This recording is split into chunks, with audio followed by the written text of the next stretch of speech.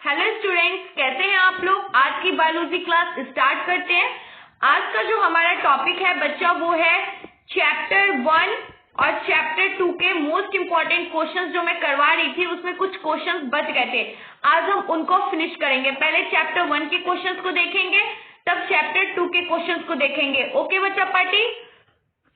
तो चैप्टर 1 के जो कुछ इंपॉर्टेंट क्वेश्चंस रह गए थे पहले हम उसको देखेंगे, बाद में चैप्टर 2 के क्वेश्चंस को देखेंगे। ओके, चैप्टर 1 के जो हमारे इंपॉर्टेंट क्वेश्चन है, difference between asexual and sexual reproduction with the help of suitable examples. Okay, हम जानेंगे कि एसेक्सुअल और सेक्सुअल रिप्रोडक्शन क्या होता है, वो भी एग्जाम्पल के साथ। ओके, एग्जाम्पल के साथ जानेंगे कि सेक्सुअल और सेक्सुअल रिप्रोडक्शन में डिफरेंस बिटवीन क्या है। देखिए, एसेक्सुअल और सेक्सुअल रिप्रोडक्शन में डिफरेंस बिटवीन बताने का सबसे अच्छा तरीका है ये। एग्जाम में अगर आप इस तरीके को फॉलो करते हो तो आप अच्छा खासा मार्क्स गेन कर सकते हो। अगर ये 5 मार्क्स के क्वेश्चन में आता है तो अगर आप 5 पॉइंट्स लिखोगे तो 5 मार्क्स कैरी करोगे। ये पॉइंट्स के ऊपर डिपेंड है बच्चा, आप जितने पॉइंट्स लिखोगे उतने मार्क्स कैरी करोगे। ओके बच्चा पार्टी, गॉसिप्स नहीं करना है, आपस में बातचीत नहीं करना है। ये जो आपके चैप्टर 1 और चैप्टर 2 के इंपॉर्टेंट क्वेश्चंस बचे हैं उन पे ध्यान दो। इसके बाद हम लोग 7 चैप्टर्स, जो हमारा 6 चैप्टर तक हमने अच्छे से पढ़ाई कर लिया था, चैप्टर अच्छे से समझ लिया था, उसके बाद हम 7 चैप्टर को भी स्टार्ट करेंगे, उसकी भी स्टडी करेंगे क्योंकि एग्जाम बहुत नजदीक आ गया है। ओके, और साथ में इंपॉर्टेंट क्वेश्चन भी करेंगे। आ रही है ना मेरी बात समझ में सबको। चलो, तो एसेक्सुअल और सेक्सुअल रिप्रोडक्शन क्या होता है हम उसके बारे में जानेंगे। आप लोग घबराना नहीं कि मैम पहले आपने ये क्वेश्चन करवा रखा है, पहले ये क्वेश्चन करवा रखा है। मुझे याद है मैंने इंपॉर्टेंट क्वेश्चंस में एक बार करवा रखा है, बट मैं फिर से इस क्वेश्चन को वापस से रिकॉल करवा रही हूँ। ओके, एसेक्सुअल रिप्रोडक्शन का पहला पॉइंट है इट इज अ यूनिपेरेंटल। आज सबको पता है कि एसेक्सुअल रिप्रोडक्शन क्या होता है, यूनिपेरेंटल होता है। बिकॉज ऑफ द रीजन इसमें वन ही पेरेंट्स की इन्वॉल्वमेंट होती है, एक ही सेक्स ऑर्गन की इन्वॉल्वमेंट होती है। ओके, एक ही पेरेंट्स कैपेबल है ऑफ स्प्रिंग को प्रोड्यूस करने के लिए, एक ही पेरेंटल क्या है, कैपेबल है। Okay, it is usually by parental. Sexual reproduction क्या होता है बच्चा, बाई पेरेंटल होता है। इसमें 2 सेक्स ऑर्गन की इन्वॉल्वमेंट होती है, इसमें 2 पेरेंट्स की इन्वॉल्वमेंट होती है। Okay, gamete are not form. Asexual reproduction का सेकंड पॉइंट है gamete are not form. Asexual reproduction में क्या होती है, गैमेट की फॉर्मेशन नहीं होती है, बिकॉज इसमें फर्टिलाइजेशन की ही क्रिया नहीं होती है, दैट्स व्हाई कोई गैमेट की फॉर्मेशन नहीं होती है। दूसरे में है सेक्सुअल रिप्रोडक्शन में gamete are form. Sexual reproduction में गैमेट की फॉर्मेशन होती है, बिकॉज ऑफ द रीजन इसमें क्या होता है, फर्टिलाइजेशन की क्रिया संपन्न होती है। इसके अंदर 2 पेरेंटल बॉडी इन्वॉल्व होते हैं, गैमेट की फॉर्मेशन होती है, जाइगोट फॉर्म होता है। Okay, youngs ones form identical. Asexual reproduction में जो 1 यंग्स की जन्म होती है वो क्या होते हैं, बिल्कुल पेरेंट्स के आइडेंटिकल होते हैं, जिसके लिए हमने क्लोन वर्ड का यूज किया था। किसका वर्ड किया था, क्लोन वर्ड का यूज किया था, क्योंकि वो बिल्कुल पेरेंटल के जेनेटिकली मोर्फोलॉजिकली सिमिलर होते हैं, बिल्कुल फोटोकॉपी होते हैं। Okay, non identical young ones are form. इसमें non identical young ones form होते हैं, इसका मतलब है कि वो पेरेंट्स के फोटोकॉपी नहीं होते हैं। या तो पेरेंट्स की आंखें ब्राउन है तो बच्चे की आंखें जरूरी नहीं है कि उसमें ब्राउन ही होंगी, पेरेंट्स से उनका बिल्कुल चेहरा हूबहू नहीं मिलता है। Okay, it occurs in some lower organism. Asexual reproduction lower organism में देखा जाता है, निम्नधारी के जो जीव स्तरीय जीव है उनमें देखा जाता है। ओके, लोअर ऑर्गेनिज्म में देखा जाता है। It occur in almost all type in higher plant and animals. Asexual reproduction में तो लोअर ऑर्गेनिज्म में देखा जाता है, बट सेक्सुअल रिप्रोडक्शन में यही चीजें हायर प्लांट्स और एनिमल्स में देखे जाते हैं। इसका रीजन है क्योंकि ये सारे उच्च जीवधारी स्तन में ही देखे जाते हैं जो प्राइमेट मैमल्स हैं। ओके, और जो एसेक्सुअल रिप्रोडक्शन है वो नॉन प्राइमेट मैमल्स में देखे जाते हैं। You get it my point. चलो बच्चा पार्टी, तो हम अपने नेक्स्ट इंपॉर्टेंट क्वेश्चन की तरफ बढ़ते हैं। हमारा नेक्स्ट इंपॉर्टेंट क्वेश्चन है explain hydrophily with help of suitable example. Hydrophily क्या होता है, आप लोग हाइड्रोफिली से क्या रिलेटेड करते हो। हाइड्रो मतलब क्या होता है, वाटर। हाइड्रो मतलब क्या होता है, हाइड्रो मतलब क्या होता है, वाटर। मतलब ये पूछ रहा है कि explain hydrophily with a suitable example. Hydrophily को एक्सप्लेन करने का मतलब है कि वाटर वाले इक्वेटिक प्लांट्स को रिप्रेजेंट करना। ओके, वो भी किसके साथ, एक एग्जाम्पल के साथ। This question is a very important for exam view. ये शॉर्ट आंसर टाइप जो क्वेश्चन है ये एग्जाम को लेकर मोस्ट इंपॉर्टेंट क्वेश्चन है। ओके, मैं बार बार रिपीट नहीं करूंगी। अब आ जाओ, explain hydrophily with a suitable example. हम हाइड्रोफिली को एक्सप्लेन करेंगे सुटेबल एग्जाम्पल्स के साथ। ये 2 मार्क्स वाले क्वेश्चन है, ठीक है। 2 मार्क्स वाले क्वेश्चन में इतना लिखना आप लोग के लिए इंपॉर्टेंट है। Okay, it is a mode of pollination. ये क्या है, एक प्रकार का मोड ऑफ पॉलिनेशन है in which transfer of pollen grain from anther to stigma. बच्चा ये एक प्रकार का मोड ऑफ पॉलिनेशन है, एक प्रकार का क्या है, पॉलिनेशन का मोड है। इसके अंदर वाटर के द्वारा पॉलिनेशन होता है। Okay, in which transfer of pollen grain from anther to stigma. इसके अंदर ट्रांसफर किया जाता है किसको, पोलन ग्रेन को, कहा, anther to stigma. Okay, through agency of water. इसका एजेंसी कौन होता है, इसका एजेंट कौन बनता है, वाटर एजेंट बनता है। वाटर के अंदर हाइड्रोफिली एक पॉलिनेशन का मोड है जिसके द्वारा पॉलिनेशन कराया जाता है। ये ट्रांसफर करते हैं किसको, पोलन ग्रेन को, कहा, anther to stigma, through agency of water. किसके द्वारा, एजेंसी ऑफ वाटर के द्वारा। It occur only in some 30 genera of mostly monocots. Example है जोस्टेरिया एंड वेलिनिस्ट्रिया। ओके बच्चा, ये ज्यादातर 30 जेनेरिया में पाया जाता है, जो मोनोकोट्स होते हैं उसमें, ठीक है। जेनेरिया एक प्रजाति है जिसके अंदर ये मोस्टली मोनोकोट्स में पाया जाता है, ठीक है। जोस्टेरिया और वेलिनिस्ट्रिया ये सारे क्या है, हाइड्रोफिली के एग्जाम्पल है। ओके, आप लोग का डिमांड था मैम आप प्लीज अपने लैंग्वेज में आंसर दीजिए, अपने लैंग्वेज में आंसर दीजिए। बच्चा ये मेरा ही लैंग्वेज है, मैंने बुक इस लैंग्वेज को चूज नहीं किया है। चाहो तो आप लोग एनसीईआरटी से मैच कर सकते हो, ये मेरी ही लैंग्वेज में आंसर दिया हुआ है। ओके, और आप लोग को एक और बात बता देती हूँ, जो भी इंपॉर्टेंट क्वेश्चंस है, जो भी इंपॉर्टेंट क्वेश्चंस है उनको बार बार नोटबुक में राइट डाउन करो, बार बार रिवीजन करो, क्योंकि वो क्वेश्चंस, ये क्वेश्चंस जो है वो बार बार रिपीट होने वाले एग्जाम में क्वेश्चन है। Okay, it is a mode of pollination, transfer of pollen grain from anther to stigma. Okay, hydrophily एक मोड ऑफ रिप्रोडक्शन है जिसमें पोलन ग्रेन को ट्रांसफर किया जाता है, कहाँ, anther to stigma, through agency of water. Okay, और इनके 2 एग्जाम्पल, ये भी बहुत इंपॉर्टेंट है। एग्जाम्पल्स इसलिए भी इंपॉर्टेंट है क्योंकि ये एमसीक्यू में भी पुट किए जाते हैं। ओके, चलो नेक्स्ट इंपॉर्टेंट क्वेश्चन की तरफ बढ़ते हैं। Define oestrous and menstrual cycle. इसमें क्या बोल रहा है, ओस्ट्रल्स और मेंस्ट्रुअल साइकिल को डिस्क्राइब करना है। या तो आप पहले ए करके ओस्ट्रल साइकिल को डिफाइन कर लो या बी करके मेंस्ट्रुअल साइकिल को डिफाइन कर लो। अगर आप ऐसे नहीं करना चाहते हो बच्चा, तो जैसे ए सेक्सुअल और सेक्सुअल रिप्रोडक्शन को हमने डिफाइन किया था, बीच में डिफरेंस बिटवीन करके एक तरफ इसको और एक तरफ इसको ऐसे भी डिफाइन कर सकते हैं। ओके, चलो तो हम लोग इसकी डेफिनेशन को देखते हैं।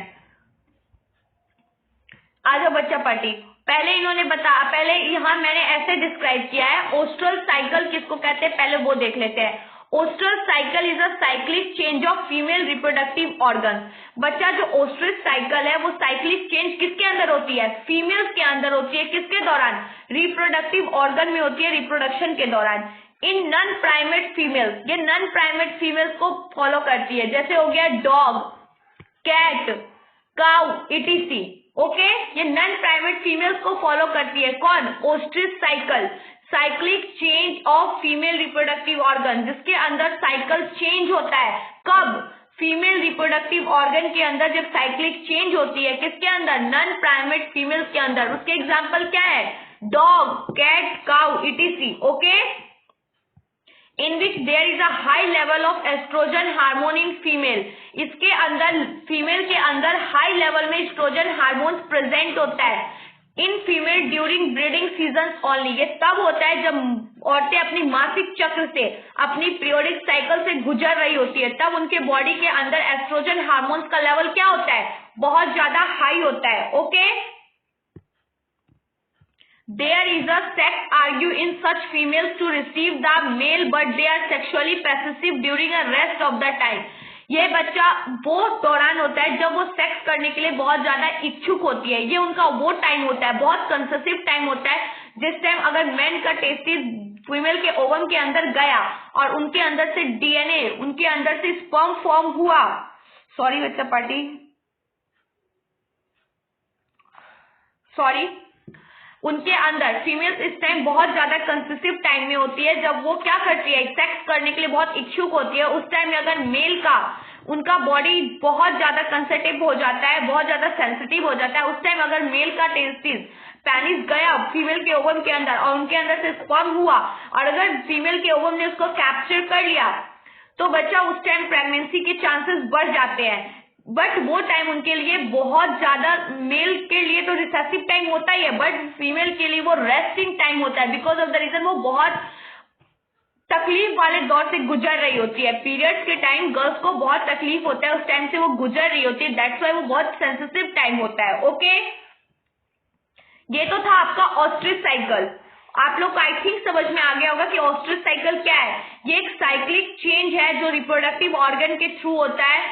ये किसके अंदर होता है, नॉन प्राइमेट फीमेल्स के अंदर होता है, जैसे हो गई डॉग, काउ, कैट, जो मादा वाली है उनके अंदर होता है। Okay, in which there is a high level of oestrogen. इसके अंदर high level of oestrogen hormone present होता है। जब फीमेल्स अपनी ब्रीडिंग से सीजन से गुजर रही होती है उसके टाइम इसके अंदर फीमेल रिसीव कर सकती है मेल्स को, बट वो सेक्सुअली पैसिव टाइम होता है, रेस्ट ऑफ टाइम, वो फीमेल के लिए रेस्ट ऑफ टाइम होता है। ओके, आपको इतना याद रखना है कि ऑस्ट्रिच साइकिल फीमेल के अंदर होता है। ओके, अब आ जाओ, एक minute, sorry, menstrual cycle take place in primate females. ये प्राइमेट फीमेल्स के अंदर लेती है, मतलब उच्चधारी वाली, such as monkey, apes and human. जो उच्च जीवधारी है उनके अंदर होता है बच्चा कौन सा, menstrual cycle. It start by onset of puberty. जैसे ही आप अपने एज पे आ जाते हो, एडल्ट एज हो जाता है, उसके बाद ये पॉवर्टी लाइन शुरू हो जाती है and finally stop at the age of 40-50। और ये फाइनली कब जाके स्टॉप होती है, 40-50 ईयर्स पे जाके स्टॉप होती है इन ह्यूमन फीमेल्स। ज्यादातर ये ह्यूमन फीमेल्स में, जो ह्यूमन का मेंस्ट्रुअल साइकिल है, ह्यूमन के अंदर मेल का मेंस्ट्रुअल साइकिल नहीं समझ लेना। ओके, मैं फीमेल की बात कर रही हूँ। किसकी बात कर रही हूँ, फीमेल की बात कर रही हूँ, क्योंकि फीमेल ही सिर्फ पीरियोडिक टाइम से गुजरती है। तो फीमेल कब तक पीरियड आ सकती है, सिर्फ 45-50 ईयर्स। ऐसा जरूरी नहीं बच्चा कि 45 ईयर्स तक तो लास्ट एज है, 50 ईयर्स लास्ट है, बट कोई 40 पे भी खत्म हो जाए, 45 पे, 46 पे भी खत्म हो सकती है। ओके, ये फीमेल्स के अंदर होता है। At the end of each cycle, जब साइक्लिक की एंड हो रही है, there is a discharge of blood को वो डिस्चार्ज कर देती है, जिसको मेंस्ट्रुएशन टाइम बोलते हो, जिसको मासिक चक्र बोलते हैं हम लोग, पीरियड टाइम्स बोलते हैं। वो लड़की कब एंडिंग पे आती है, 45 से 50 ईयर्स के बीच में उनका एंड हो जाता है। उसके बाद वो कभी माँ नहीं बन सकती है। माँ आप तभी तक बन सकते हो जब आपका पीरियोडिक साइकिल बिल्कुल टाइम टू टाइम आ रहा है, आप बिल्कुल सही हो, हेल्दी हो, आपका मेंस्ट्रुएशन साइकिल हेल्दी है, दैट टू भी आप प्रेग्नेंट हो सकते हो। बट अगर आपका पीरियोडिक टाइम टेबल अच्छा नहीं है, एस्ट्रोजन प्रोस्ट्रोजन की मात्रा बॉडी में सही नहीं है और आप अपनी बॉडी, आपका एज टाइम भी बढ़ता जा रहा है, दैट्स व्हाई आप अपने ब्लड से डिस्चार्ज करोगे, मेंस्ट्रुएशन से खत्म होगे, दैट्स व्हाई आप क्या हो जाओगे, प्रेग्नेंट नहीं हो सकते हो। Okay, that's why menstruation cycle किसके अंदर रेस्ट लेता है, प्राइमेट फीमेल्स के अंदर।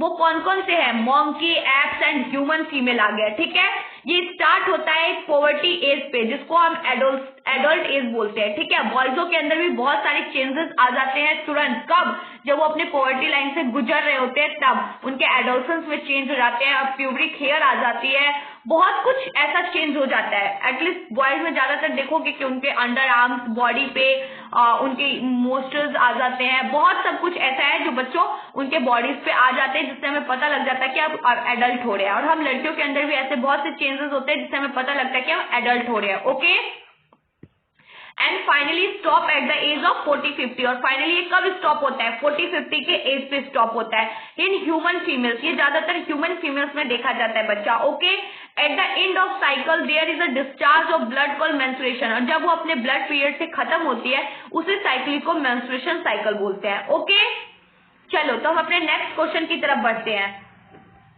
हमारा नेक्स्ट क्वेश्चन है, what do you mean by what do you mean by protandry, right its benefit. Protandry क्या होता है हमें वो बताना है और उसके बेनिफिट्स क्या होते हैं वो बताना है। तो चलो हम देखते हैं कि प्रोटेंडरी क्या होता है और उसके बेनिफिट्स क्या क्या है।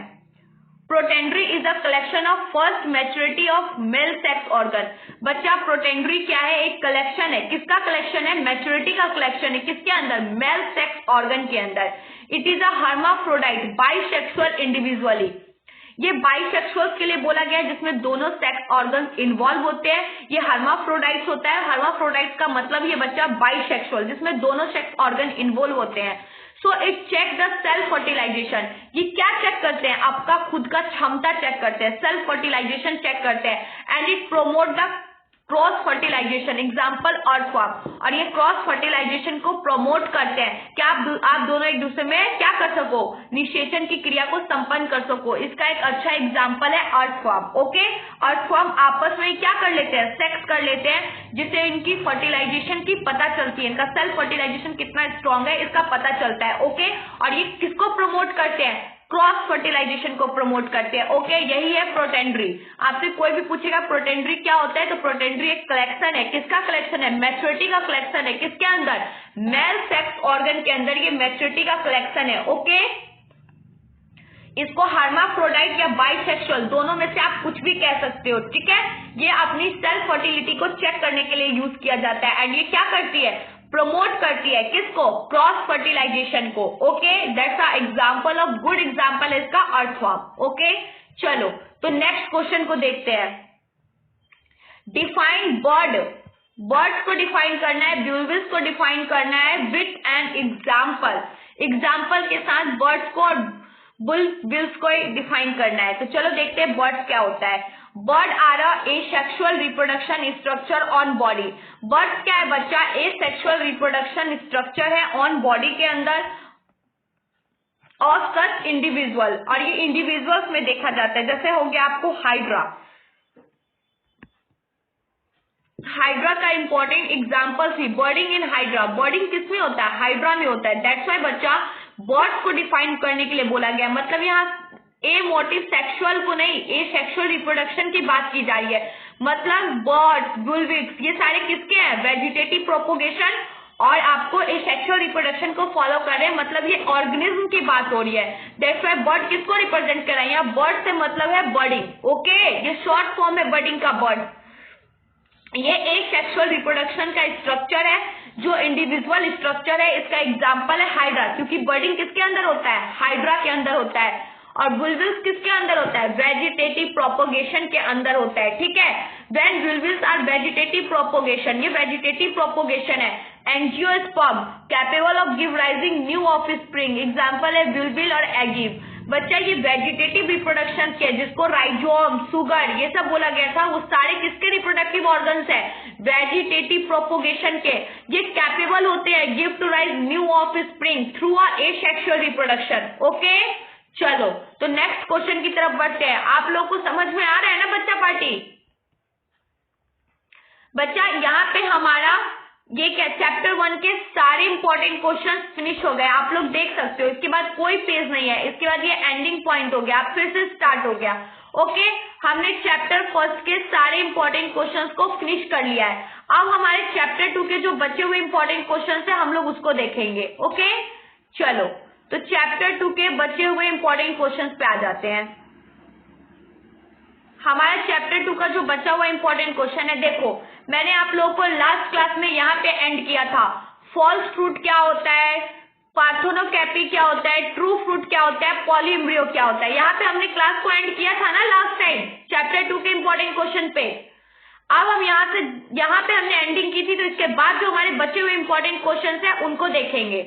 डिफाइन ओव्यूल, ओव्यूल क्या होता है उसको डिफाइन करना है। हम लोग देखेंगे ओव्यूल क्या है उसको। ओके, चलो तो तैयार हो ना बच्चा पार्टी। चलो देखते हैं ओव्यूल का क्या मतलब है। Plant structure and that develop into a seed, जो प्लांट का स्ट्रक्चर है बच्चा उसकी डेवलपमेंट किसके अंदर हो, सीड के अंदर हो। When fertilized is called ovule, और जब वो फर्टिलाइज हो जाए, निषेचन के लिए संपन्न हो जाए, निषेचन क्रिया करने के लिए, तो उसको क्या कहते हैं? ओव्यूल कहते हैं। ओव्यूल किसको कहते हैं? एक प्लांट स्ट्रक्चर को बच्चा जो डेवलप हो जाए, किसके अंदर? सीड के अंदर डेवलप हो जाए। Okay, When fertilized is called ovule, और जब वो फर्टिलाइज करेगा तो उसको क्या बोलेंगे? ओव्यूल बोलेंगे। Okay, A mature ovule consist of a food tissues.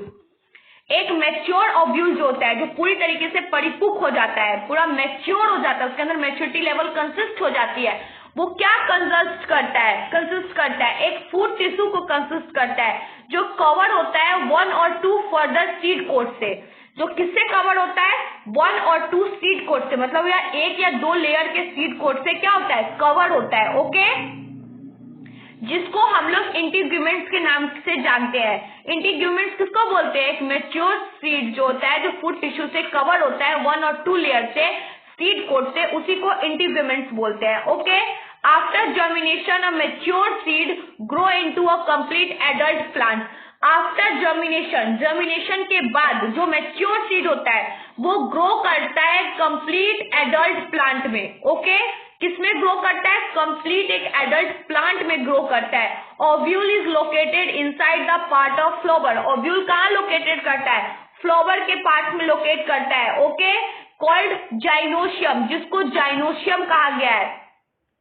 Androecium male reproductive part है और जाइनोशियम फीमेल रिप्रोडक्टिव पार्ट है। ओके, जैसे मान लो आपने एक सीड को यहाँ पे मिट्टी में बो दिया, ठीक है, वो सीड के दो पार्ट्स होके उसमें एक छोटा सा प्लांट निकलेगा। बाद में वो सीड फट के रूट्स के अंदर चली जाती है और लीव वगैरह होते होते प्लांट एक एडल्ट प्लांट में चेंज हो जाता है। ओके, इसी को ओव्यूल बोला जाता है। कंफ्यूज नहीं होना है, कोई भी पूछेगा डिफाइन ओव्यूल, तो ओव्यूल को डिफाइन कैसे करना है? ये एक प्लांट स्ट्रक्चर है जो डेवलप होता है किसके अंदर? सीड के अंदर। सीड के थ्रू ही तो डेवलप होगा, और वो फर्टिलाइज होने के बाद ओव्यूल कहलाता है। मतलब पूरा निषेचन हो जाएगा तो वो ओव्यूल कहलाएगा। एक मैच्योर ओव्यूल क्या कंसिस्ट करता है? फूड टिश्यूज को कंसिस्ट करता है, जो किससे? 2 और 2 फर्दर सीड कोट से कवर होता है। ओके, जिसको हम लोग इंटीग्यूमेंट्स बोलते हैं। After germination a mature seed grow into a complete adult plant. After germination के बाद जब सीड को हमने बोया, उसके बाद उसमें एक छोटा सा प्लांट निकल के आ गया। उस जर्मिनेशन के बाद ए mature seed grow into adult plant, वही मैच्योर सा जो सीड था वो एक बड़े प्लांट में कवर हो जाएगा। ओके, ओव्यूल कहाँ लोकेट करता है? फ्लावर पार्ट में लोकेट करता है, और उसको क्या बोलते हैं? जाइनोशियम बोलते हैं। ओके, इससे इजी लैंग्वेज में आपको कोई नहीं समझा सकता, इससे इजी लैंग्वेज है ही नहीं। यही आपका मोस्ट इंपॉर्टेंट क्वेश्चन है एग्जाम्स ऑफ व्यू के लिए, और मैंने इसको जितना इजी वे में हो सके उतना इजी वे में आप लोग को क्लियर किया है। ओके, तो हम लोग अपने नेक्स्ट क्वेश्चन की तरफ बढ़ते हैं। Right about false fruit with example. हमें यहाँ पे फॉल्स फ्रूट के बारे में बताना है एग्जाम्पल के साथ कि फॉल्स फ्रूट क्या होता है। मैंने ये चीजें आपको पहले भी क्वेश्चंस में बताया था, तो वो बहुत सारे चीजों के साथ आया था कि आप पार्थेनोकार्पी को डिफाइन करो, फॉल्स फ्रूट को आपको ऐसे बहुत से दे देंगे, true fruit, false fruit, parthenocarpy, इन सबको डिफाइन, इनमें से किसी 2 को डिफाइन कीजिए अगर शॉर्ट आंसर टाइप में आएगा तो। ओके, 1 मार्क्स का होगा। पर यहाँ पे उन्होंने सिर्फ आपसे पूछा है कि आप फॉल्स फ्रूट के बारे में बताइए विथ एग्जाम्पल, तो मतलब आपको सिर्फ फॉल्स फ्रूट के बारे में डिफाइन करना है एग्जाम्पल के साथ। ये 2 मार्क्स का क्वेश्चन है। ओके, तो चलो देखते हैं कैसे डिफाइन करेंगे फॉल्स फ्रूट को। Apple is an important example of false fruit. बच्चा, एग्जाम्पल एक इम्पॉर्टेंट एग्जाम्पल है फॉल्स फ्रूट का, इसलिए क्योंकि एडिबल पार्ट जो है, फॉल्स फ्रूट का एडिबल पार्ट खाया जाता है, मतलब थैलेमस जो पार्ट है वो एडिबल पार्ट है। जो गुद्दे वाला पार्ट होता है, उस पार्ट को जिसमें सीड कोट की मात्रा कम होती है, उसको हम फॉल्स फ्रूट कहते हैं। That's why apple is a important example of false fruit. It is a form by thalamus. ये थैलेमस के द्वारा फॉर्म होता है, इसमें गुद्देदार पार्ट ज्यादा होते हैं, सीड्स कम होते हैं, उसी को हम फॉल्स फ्रूट बोलते हैं। ओके, ये आपका समझने का अच्छा वे है कि जो गुद्दे वाला पार्ट होगा, जिसमें खाने वाले पार्ट ज्यादा होंगे, वो फॉल्स फ्रूट होंगे, और ट्रू फ्रूट वो होंगे जो सीड में लगे हुए कुछ पार्ट्स होंगे जिसको हम खा सकते हैं, एट लाइक अ लीची। लीची सीड में ही कवरिंग थोड़ा सा जो पार्ट होता है हम उसको ही खा सकते हैं, बाकी तो उसमें ज्यादा क्या होता है, सीड होता है। दैट्स व्हाई वो क्या हो गया, ट्रू फ्रूट हो गया। पर जो थैलेमस वाले पार्ट्स वाले फ्रूट होते हैं वो कौन से होते हैं, फॉल्स फ्रूट होते हैं। ओके चलो तो नेक्स्ट क्वेश्चन की तरफ बढ़ते हैं। Define monocarpic fruit. Monocarpic fruit क्या होता है, एपोकार्पिक और मोनोकार्पिक। मैंने ये भी आपको बार बार लेक्चर के दौरान भी रिकॉल करवाया था। उसके बाद में सिली क्वेश्चन पूछते हो आप लोग, मैम क्या सच में ये क्वेश्चन आएगा, उसके बाद गॉसिप्स करते हो, मैम क्या सच में ये क्वेश्चन आएगा। बच्चा मैं बता ही क्यों रही हूँ, जो अगर वो क्वेश्चन इंपॉर्टेंट नहीं है तो मैं आप लोग का टाइम थोड़ी ना वेस्ट करूंगी। Define monocarpic fruit with example, ये भी इंपॉर्टेंट है। मोनोकार्पिक एपोकार्पिक दोनों इंपॉर्टेंट है। बच्चा आपसे पूछ भी सकता है एग्जामिनर की difference between monocarpic and apocarpic, 2 marks में भी पूछ सकता है, आपको 2-2 पॉइंट दोनों में डिफाइन करने होंगे। ओके चलो तो इसका आंसर भी देखते हैं। मोनोकार्पिक फ्रूट क्या होता है, with example in monocarpic plant and fruit. जो मोनोकार्पिक प्लांट है, किसी भी फ्रूट का प्लांट है, उसके बारे में बात हो रही है। Flowering occur only one time in life, उसमें only one time in life में ओनली वन टाइम में उसके ऊपर क्या आता है, फ्लावर आता है। ओके ऑल एनिमल्स प्लांट, और एनिमल्स प्लांट जैसे जो हर साल में बोने वाले प्लांट है वो कौन कौन से हैं, बीट हो गया, राइस हो गया, and biennial plants carrot, radish are important example. In addition few perennial plants like bamboos, tulda is also a monocarpic. बच्चा मोनोकार्पिक वो प्लांट है जो लाइफ टाइम, जैसे आपने एक बार लगा दिया, हर साल आप उसमें फ्लावर्स नहीं आएंगे, उसमें पूरे साल में एक बार ही कोई फ्लावर आएगा। जैसे वो प्लांट कौन सा हो गया, बैम्बूज का प्लांट हो गया। बांस के पेड़ में आप देखना एक ही बार फ्लावर आता है, बार बार नहीं आता है। और ये बीट वगैरह ये सारे प्लांट्स एनुअल प्लांट्स हो गए जिसको हम हर वर्ष में लगाते हैं। जैसे कि अभी ठंडी का मौसम है तो अभी हमने चावल का प्लांट लगाया हुआ, उसको काटेंगे, धान जिसको बोलते हैं। ओके तो ये हम फिर अगली साल यही मौसम में उसको फिर बोएंगे, फिर अभी इस मौसम में काट लेंगे। ओके दैट्स व्हाई ये एनुअल प्लांट है, हर साल होने वाले प्लांट्स है। ओके और मोनोकार्पिक प्लांट्स वो है जिसके में फ्लावर लाइफ में ओनली वन टाइम होगा। ओके और बाइनेमियल प्लांट्स वो है जैसे हो गए कैरेट, रेडिश, ये क्या होते हैं मतलब सालाना वाले प्लांट्स नहीं है। बाइनेमियल मतलब मौसम के अनुसार वाले प्लांट्स है। ओके चलो तो नेक्स्ट क्वेश्चन की तरफ बढ़ते हैं। Describe fertilisation in flowering plant. हमें फर्टिलाइजेशन को डिफाइन करना है कि फर्टिलाइजेशन की क्रिया क्या होती है फ्लावर प्लांट्स में। ओके बाकी तो बच्चा पार्टी आप लोग बहुत अच्छे स्टूडेंट्स हो, बहुत अच्छा रिस्पॉन्स करते हो, बस ऐसे ही एग्जाम में भी रिस्पॉन्स करिएगा। मैं सारे स्टूडेंट्स के लिए कह रही हूँ, ठीक है। बायोलॉजी में बेटर मार्क्स गेन करना है तो आप सबको अच्छे से एग्जामिनर को आंसर पुट करना होगा नोटबुक में। ओके बच्चा पार्टी कल मैंने आप लोगों का लाइव क्लास भी लिया था, उस लाइव क्लास में भी मैंने आपको अच्छे से सब कुछ बता दिया है। आई थिंक अब कोई डाउट नहीं रहा होगा आप लोगों के लिए। फिर आप लोग बोलोगे तो मैं फिर लाइव क्लास लेके आपको फिर से चीजों को रिकॉल करवा दूंगी, इसलिए आप लोग को टेंशन नहीं लेना है, ठीक है। चलो describe fertilisation in flowering plant. हम फर्टिलाइजेशन क्या होता है उसको देखते हैं। द पोलन, बच्चा ये 5 मार्क्स के क्वेश्चन है फर्टिलाइजेशन वाला। The pollen grain in which rich the sticky stigma. जो पोलन ग्रेन होता है बच्चा फ्लावर में, मैंने फ्लावर चैप्टर जब आपको पढ़ाया था तो उसमें मैंने आपको बताया था कि स्टिग्मा कौन सा होता है बच्चा, जो येलो कलर का ओरहुल का फूल देखा है उसमें जो येलो कलर का पार्ट लगा होता है बूंदी टाइप का, वो छुओगे ना तो वो बहुत स्टिकी होता है, चिपचिपा टाइप का होता है, वो जल्दी हाथ से जाता नहीं है। वो उसी की बात हो रही है, pollen grain which rich sticky. Pollen grain क्या होता है, स्टिकी होता है, लाइक अ पोलन ग्रेन को स्टिग्मा बोलते हैं। Okay absorb their secretions will sweep up rupture at one or germ pores. वो अपने साथ बहुत सारे जर्म स्पोर को भी कैप्चर करके रखते हैं। The thin intine emerge but one of the form of pollen tube which continue to grow and penetrate deep into the style. बच्चा देखो जैसे मान लो ये फ्लावर है, इसके ऊपर ये स्टिग्मा लगा हुआ है, ठीक है। ये फ्लावर के उधर जो ये ओवेरी होता है इसको डीपली स्टाइल इसके अंदर घुसा हुआ होता है, एकदम रेशेदार पत्ती की तरह होता है। Okay that contain the pollen grain move into a pollen tube, जिसके थ्रू पोलन ग्रेन मूव करता है किसके अंदर, पोलन ट्यूब के अंदर। The pollen tube enter into the ovule through a micropyle. Pollen tube जो होता है वो कैसे एंटर करता है, ओव्यूल के थ्रू एंटर करता है। किसके अंदर एंटर करता है, माइक्रोपाइल के अंदर एंटर करता है। Inside the embryo sac, the tip of pollen tube ruptures and 2 male gametes set free near the egg apparatus and 2 male gametes fuse with egg. बच्चा ये फर्टिलाइजेशन आपको पूरे फ्लावर पार्ट में कैसे फर्टिलाइजेशन होता है उसको डिफाइन कर रहा है। पहले तो पोलन ग्रेन स्टिग्मा और स्टिकी होता है, जब वो अपने पार्ट को सेपरेट करता है, बहुत सारे जर्म पोर को भी कैप्चर करके रखता है। उसके बाद उसके अंदर 2 मेल गैमेट तो फ्यूज करते हैं, 2 मेल गैमेट फ्यूज करते हैं, 2 मेल गैमेट घूमते रहते हैं कि अगर कोई भी फ्लावर के आसपास आएगा तो क्या कर लेंगे, उसको कैप्चर कर लेंगे। ओके, और दैट्स वाई क्या होता है, डिप्लॉयड जाइगोट भी रहता है, डिप्लॉयड जाइगोट भी रहता है, ठीक है, अपनी फॉर्मेशन करने के लिए डिप्लॉयड जाइगोट भी रहता है। न्यूक्लियस फॉर्म करता है, जब वो एग के साथ फ्यूज करता है तो न्यूक्लियस फॉर्म करता है डिप्लॉयड जाइगोट को। दिस प्रोसेस इज कॉल्ड साइनिगैमी, इस प्रोसेस को तो साइनिगैमी बोलते हैं। The other male gamete fuses endosperm nucleus, this process of fusion is called triple fusion. जब वही एग दोबारा फर्टिलाइज करता है तो उसको हम ट्रिपल फ्यूजन बोलते हैं। Okay, the entire event of fertilisation is called a double fertilisation. ये सारे प्रोसेस को डबल फर्टिलाइजेशन भी बोलते हैं। ओके, ये सारे प्रोसेस रिपीट होंगे, that to be a double fertilisation.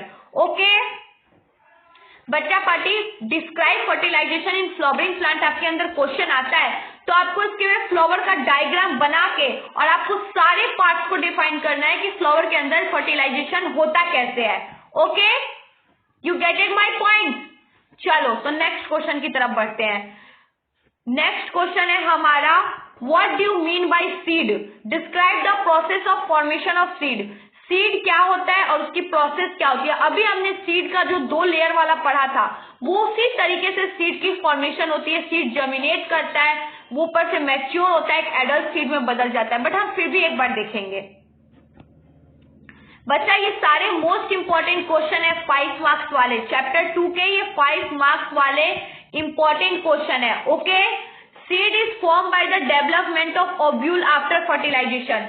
Seed form होता है और डेवलपमेंट होता है ओव्यूल के थ्रू, किसके बाद, आफ्टर फर्टिलाइजेशन के बाद। जब निषेचन हो जाएगा तब तो कोई चीज डेवलप करेगी, तो ओव्यूल भी सीड जब रोपते हैं, जब सीड्स को हम रोपते हैं, जब वो सीड डेवलप हो जाता है फर्टिलाइजेशन के बाद तब वो एक प्लांट में कन्वर्ट हो जाएगा, दैट्स वो एक ओव्यूल है। Okay, in an angiosperm there is a formation of diploid zygote. बच्चा, एंजियोस्पर्म के थ्रू किसी भी सीड की फॉर्मेशन हो रही है, मतलब वो डिप्लॉयड जाइगोट है। And triploid primary endosperm cell by double fertilisation, और ट्रिप्लॉयड प्राइमरी इंडोसेल की फॉर्मेशन कब होगी, जब डबल फर्टिलाइजेशन होगा। Okay, there is a formation of endosperm from endosperm cell. Endosperm की फॉर्मेशन कहां से होगी, जहां इंडोस्पर्म सेल प्रेजेंट होगा। Okay, which provide nourishment to developing embryo। आप सबको पता है कि इंडोस्पर्म क्या प्रोवाइड करता है, नरिशमेंट प्रोवाइड करता है, किसको, सीड को डेवलप होने में, एम्ब्रियो को। Okay, then formation of embryo takes place from zygote, और जैसी एम्ब्रियो की फॉर्मेशन हो जाती है बच्चा, वो जाइगोट के अंदर अपनी जगह बना लेता है। व्हेन एम्ब्रियो मैच्योर, जब एम्ब्रियो मैच्योर होता है उसके बाद it is a further develop into a suspended by growth inhibitors. बच्चा, जैसे ही एम्ब्रियो मैच्योर होता है, डेवलप होता है, वो अपने अंदर ग्रोथ इनहैबिट्स को लेकर आ जाता है, इनहैबिटर्स को लेकर आ जाता है। There is a reduction of protoplasm by cell of integument, और वो जितने प्रोटोप्लाज्मा इंटीग्यूमेंट सेल होते हैं, थिक इम्प्रेबियल होता है, कोट होता है, लेयर होता है, उन सबको डिस्चार्ज कर देता है in the way of formation of seed coat, और उसी वे में वो सीड कोट की फॉर्मेशन देता है। Which outer part is testa and inner part of टेंजमेंट। ये टेस्टा का आउटर पार्ट है और इनर पार्ट है टेंजमेंट का। ओके, टेंजमेंट का ये इनर पार्ट है और टेस्टा का आपका आउटर पार्ट है। Okay, the moisture seed reduce up to 10 to 50%, जिसके बाद क्या हो जाता है, मॉइस्चर धीरे धीरे सीड्स को छोड़ने लगता है, क्योंकि वो तो रूट्स के अंदर जकड़ जाता है, रूट्स के अंदर ग्रो होने लगता है, तो नरिशमेंट धीरे धीरे कम जाता है।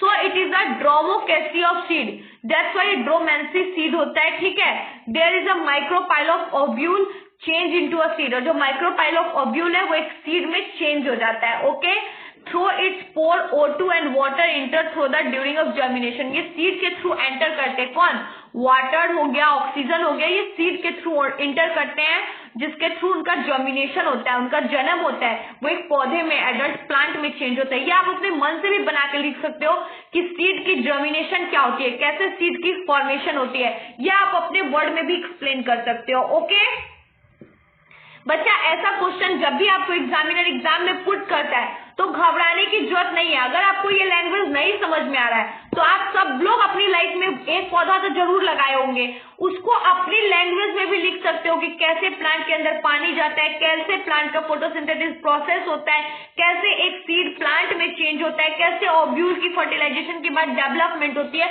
ये आप अपने वर्ड में भी लिख सकते हो। ओके चलो तो नेक्स्ट क्वेश्चन को देखते हैं। सॉरी बच्चा पार्टी, जितने इंपॉर्टेंट क्वेश्चन थे हमने अब उसको फिनिश कर लिया है। अब चैप्टर 2 में भी कोई इंपॉर्टेंट क्वेश्चन नहीं रहा है। यहाँ पे आपका चैप्टर 1 और चैप्टर 2 का टोटली इंपॉर्टेंट क्वेश्चंस मैंने करवा दिया है। अब मैं आपको चैप्टर 7 भी करवाऊंगी और साथ में चैप्टर 3 के इंपॉर्टेंट क्वेश्चंस भी करवाऊंगी। ओके अभी तक मैंने जितने भी इंपॉर्टेंट क्वेश्चंस आप लोग को करवाए हैं उनको बार बार रिवाइज करना है। ओके और 5 इयर्स के क्वेश्चन बैंक से क्वेश्चंस रिवाइज करने हैं और नोट्स को ध्यान देना और नथिंग स्पेशल और कुछ ज्यादा नहीं करना है। ओके तो आज के लिए इतना ही बच्चा पार्टी, फिर नेक्स्ट क्लास में मिलेंगे नेक्स्ट चैप्टर के इंपॉर्टेंट क्वेश्चंस के साथ।